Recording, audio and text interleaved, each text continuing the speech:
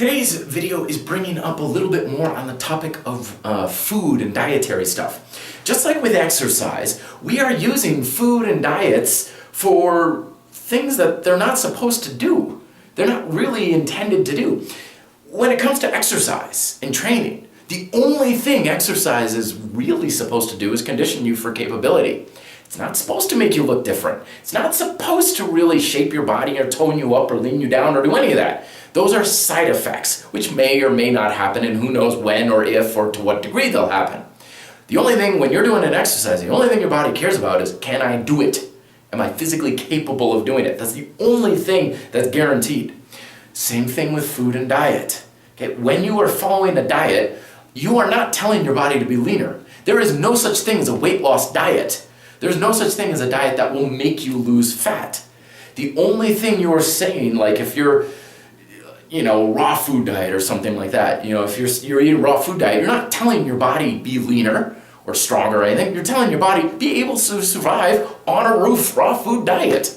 That's what you're doing, because the flora in your gut and your bacteria and your taste and everything like that will shift around, because the only thing your body responds to is environmental stimuli. So it's like, well, these are the foods we have. This is what we've got to work with. We better arrange the digestive processes and everything in the body so we can survive as well as humanly possible on these foods. Unfortunately, that also means being out of shape for everything else. And a lot of times dietary methods and gurus will use this against you to try and convince you that their diet is really healthy. They'll say, okay, so don't eat sugar for a month, right?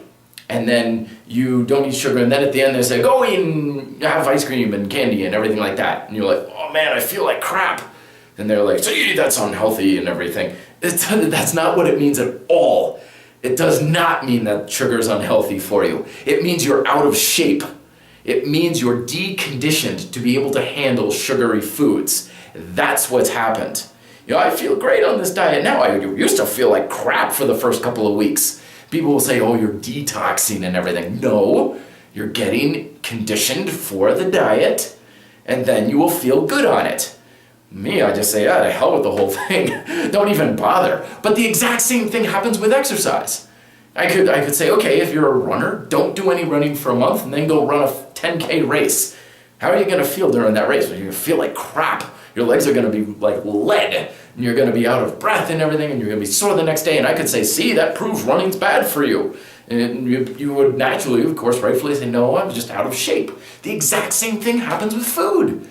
You don't eat something for a long time and you feel like crap because you eat too much of it at once. It doesn't mean it's unhealthy. It means you're out of shape, which is why I like eating everything, so I can be in shape to handle anything that I can eat at a restaurant and everything like that. Thoughts down below. Until then, be fit, live free.